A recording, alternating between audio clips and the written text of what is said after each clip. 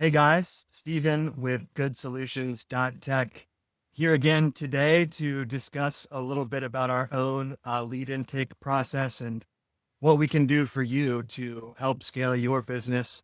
Last time we looked at our automated lead intake, mainly focused on the AI chat widget and briefly glanced at the form on our homepage. So just as a quick recap, if we look at the CRM, we will see the information that was saved about me, first and last name, email, phone number. I'm opted into SMS. It asked about the solution that I'm interested in, and it took down the AI bot and the website first, and it asked me again, and it took down e-commerce. It got a brief description of my business, and then it stored a summary of the conversation that we had. So we want to look at what's happening as I'm having that conversation with the chat widget in order to apply these tags to my contact, because these are very important in that this is how me as a contact, I'm already going to be segmented into somebody who's interested in the chat bot, interested in a website, interested in e-commerce. I'm opted into SMS. So I know as the business how to follow up with this person and market to them. Again, right now we're going to leave this conversations window alone, but we'll get back to it. So first thing I want to look at is just some kind of add remove general tags that we've got going on. So we've got the SMS opted in field changed to yes, then add the SMS opted in tag.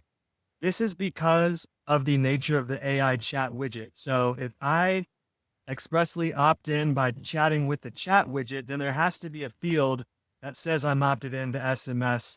So basically on all of our forms, we already have the SMS opt-in going on, but we needed to add it to the chatbot. So we've got a quick flow so that when that field is updated by the chatbot, we go ahead and add the tag so that we know we can text message that person. Similarly, if somebody were to opt out of SMS, say they replied stop to a text message, that means do not disturb. So as soon as anybody enables do not disturb, we want to go ahead and remove that SMS opted in tag and also update their SMS opted in field to no. So we have a quick flow to handle those things as well. Now to get to the actual kind of marketing stuff. So if I were to click on the solutions interested in, checkboxes updated by the chatbot or the form, then add a solution-based lead tag. These are all going to be very simple. So basically, again, as soon as that checkbox field is updated, we saw where I was chatting with the widget and I expressed the interest in the chatbot, the website, and e-commerce. But I could have also submitted a form, right? So if I submitted the form, then that checkbox would have been updated as well. So instead of having two separate flows, one for the chatbot and one for the form submission, we're just going to trigger off the action itself of actually having the checkbox field updated or that particular checkbox being checked. So this gives us really three ways of actually setting this tag. So I can either submit the form, I can talk with the chat widget, and the chatbot will update this check mark for me. Or I, as the business owner, say I'm on the phone with somebody and I'm inputting their contact manually, I can also click the checkbox on their contact. And when I hit save, it's going to apply the bot tag if they're interested in the chatbot. And so now really quickly and trying to keep things simple here, we've seen how we're adding the solution specific tags once that check mark field is updated. What we want to do with those is take a peek at our solution-based lead tag follow-ups. Now, the first one I want to take a look at is going to be kind of global. So anytime any solution-based tag is added to a contact, you'll see we have all of ours here. So whether I'm adding the website lead, auto biz lead, qualified bookings lead, etc., the first thing that we're going to do is send what we call a no links email. This is to hopefully get into their inbox and get past their spam filter.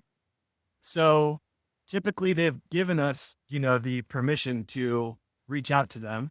But we have found, and it's just a best practice, that the first email you should send should be as simple as possible. No links, no HTML, no graphics, stuff like that. So we just have a plain text email that goes out first as soon as one of the tags are added, just saying, hey, we're going to be sending you some follow-up information.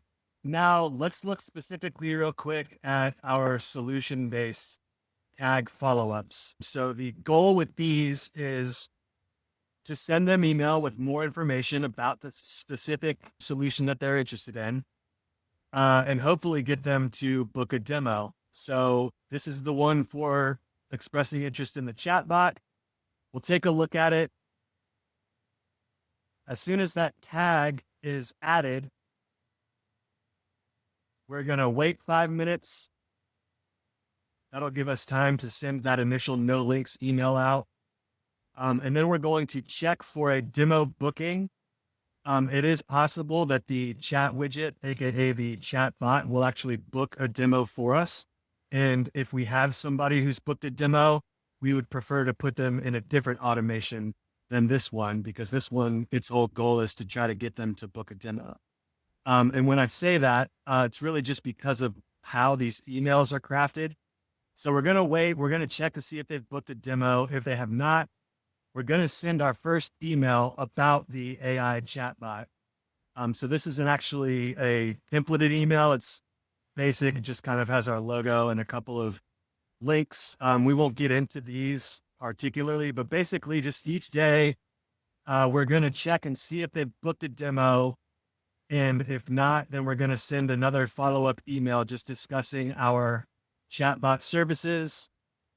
We go to day 3. Of course, you can go however long you want. And then we do also have some flows set up to send SMS marketing, encouraging the demo bookings as well. I believe this flow is kind of all inclusive, and we just have we have a custom value that is basically saying like insert solution here. Yeah, solution desired is actually a dynamic field. So we kept these messages very generic, but we do give them the link to book the demo and just put in some weights and hit them up sporadically for a few days. Now, we did say that we wanted to separate these from the demo booked, and we'll just take a really quick look at what that looks like. As soon as, let's see, demo booked, pre-appointment, I believe is going to be in here. Yep. When the demo is booked, we are going to send them an email basically saying, well, we're going to send them some confirmation stuff first. And then we're going to ask them to fill out this questionnaire to help us prepare for the demo. So since we already know that they're interested and they're interested enough to book the demo, we're not going to send them those follow-ups that are really more about encouraging to have them book the demo. Instead, we're going to send them this email and this text asking them to fill out our questionnaire, which is going to give us a lot more information and help us prepare for the demo. And then just really quickly, I think I've already kind of gone a little longer than I intended, but just wanted to show you as well that those emails did all come through to me when I was testing. Again, chatbot, website, colors. These are all different emails. And of course, you can spread them out and whatnot, however you'd like to. These do all currently just send at the same time. So we've looked at how to kind of dynamically spread out the sending of those. But I think that pretty much wraps it for today. So we saw how the contact is updated with the checkboxes. We looked at some automations with how the checkboxes add tags to the contact. And then we looked at some automations on how we actually follow up with the contact based on those tags.